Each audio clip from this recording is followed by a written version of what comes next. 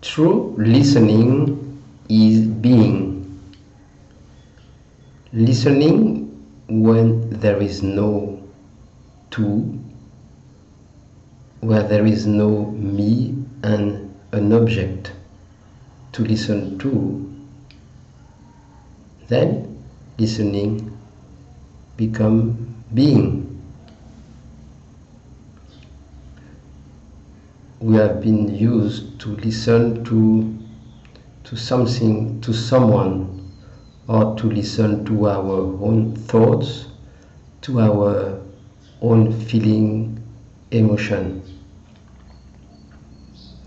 That's the way we experience it in a divided way inside. But we can learn to experience through a listening where there is no to. For that we have to understand that this me, the ego, who is perceiving outer objects, whether it is a sound, a thought, a sensation, whatever, a person, then it's created a division, me and that. But when we realize by observation that this me is not really me, this me is an object in relation with other object. So me is in relation with my wife, my friends, my house, my properties, my body, my feelings, sensation, my thoughts. Me is in relation with something, outer object. So as long as we are identified as this me, then we have to be separated, and we are dependent on other objects, because their behavior is bound to change, because it is within the plane of time and space, where it's always changing. It appears like this, like that, and it appears pleasant, unpleasant, good, bad. So if we look from behind and look at this me and perceive this me as an object, not the real subject. If we identify with me, we take it for the subject, experiencing object, others, other objects. But when we perceive me as an object,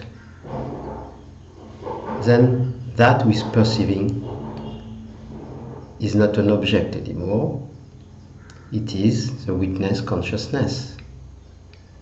It is that which is not personal, which is in between doing and being. So this witness consciousness is a doorway in between doing, time and space, and being, which is not in time and space, which is eternal being. So to shift from identification with the me, which we think it is ourself, as a subject in relation to outer objects, we withdraw to be able to see me as an object, and then instantly we stand as this witness consciousness. So witness consciousness is a beautiful device, a doorway to being.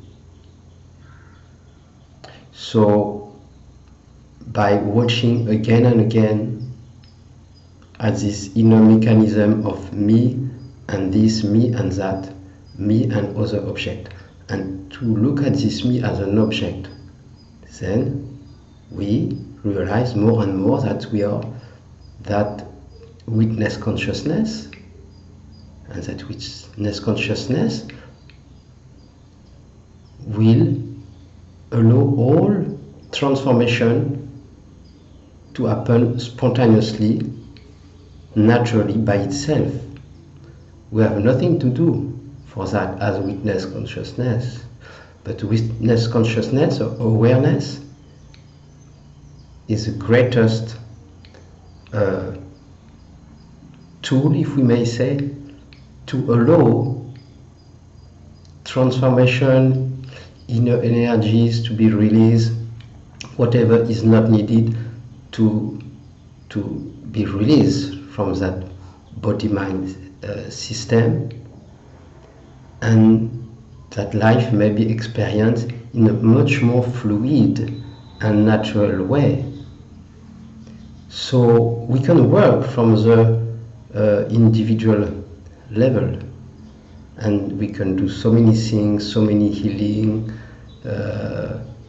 techniques, practice from the individual level, as a me doing something, me practicing something to achieve this, to achieve well-being, to achieve anything which make life better.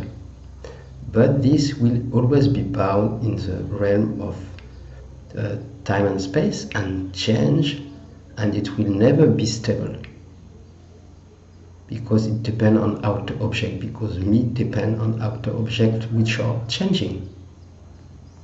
So when we understand that, because our feelings, emotions are directly connecting with what is happening, and they are fluctuating.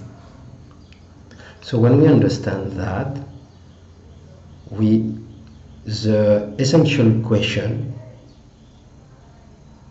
is to know, which is to know who I am really. All other questions are secondary questions. They are not bad, they have their own place, but all questions will bring ultimately to that only one question: who am I? Who is this I? And then by looking, we realize I am not really this me. I think I am. I am this witness consciousness who is aware that me is in relation with others and is a slave depending on others. In love relationship, we depend on others. If we stand as a me, we'll be always in a up and down flow. Only when we will realize we are not that me depending on the other, then we'll experience the true state of being or listening or love, which is our own true self. So that is the only way to regain our own kingdom, through this witness consciousness and realizing our beingness, which is our eternal nature. And then there is no conflict between being and doing, because they are like an inner marriage. It's like this dance where there is no conflict, there is no two. Through witnessed consciousness, shifting from a me identified to outer object,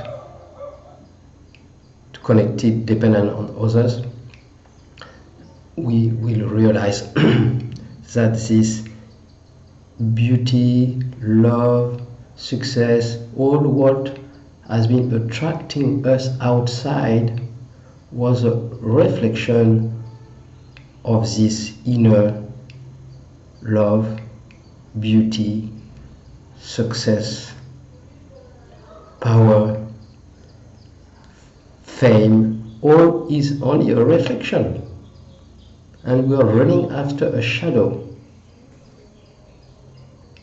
So it's like a mirage in the desert. We arrive and there is nothing. We think for sometimes there is something, and then it disappears. Why? I thought my marriage would give me everything. I thought my job, my money, my success would give me everything, and it's not. But why? Why? Because it's only a mirage. It's not a reality, it's a reflection.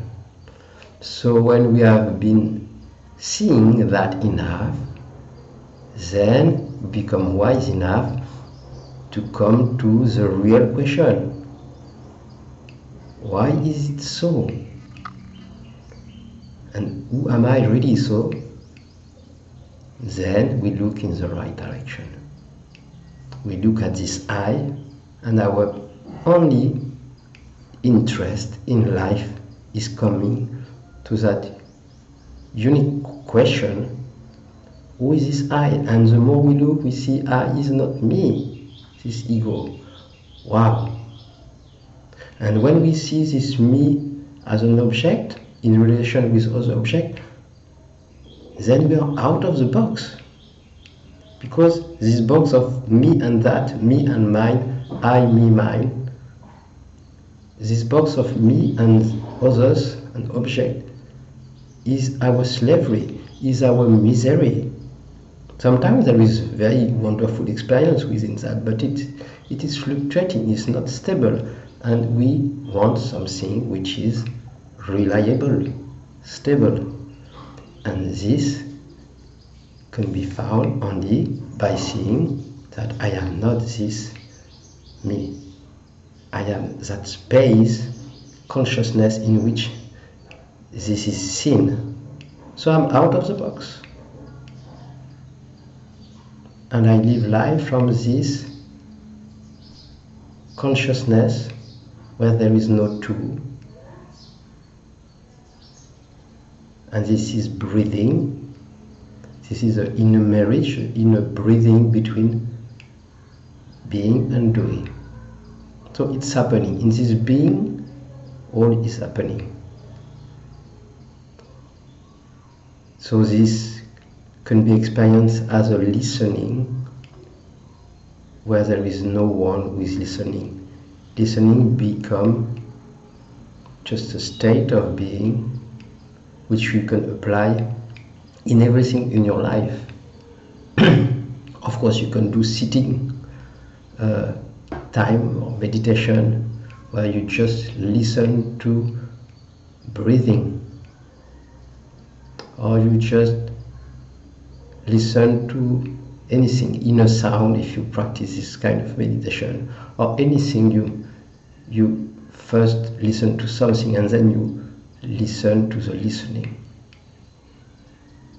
and you melt in this listening where there is no one.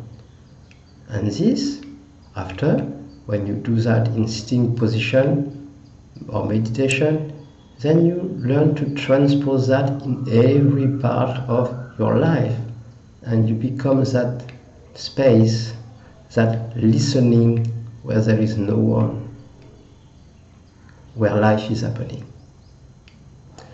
So this is another way of understanding and experiencing listening. And so listening becomes a doorway to being. Listening is equal to witness consciousness, from where me is seen as an object, not as my real me. So all is good, all happen in its own time, and if I can have now this awareness and receive these words and what is behind these words, and to marinate in that and to let it sit, then this listening will breathe by itself, and that's the best thing we can experience to regain our true autonomy and nature, and then we relive all relationship and every experience in life from within that space, which is always fresh and new, welcoming everything as it is. That's the beauty within ourselves, the love within ourselves. So thank you for listening. You can like the video. If you did, you can subscribe to the channel, and I will see you very soon. Thank you for listening. Namaste.